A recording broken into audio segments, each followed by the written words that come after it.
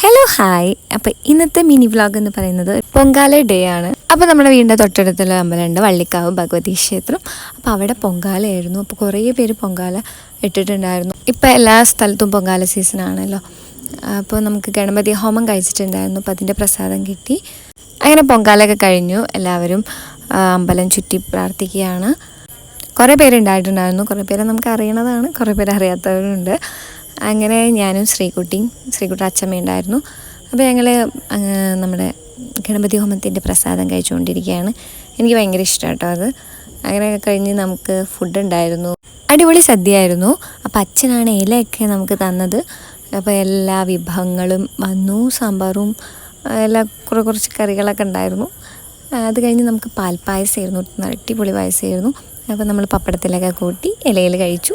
അങ്ങനെ ഞാനും ശ്രീകുട്ടിയും വീട്ടിലോട്ട് പോന്നു. ബൈ ഗായ്സ്, അടുത്ത വീഡിയോ ആയിട്ട് കാണാം.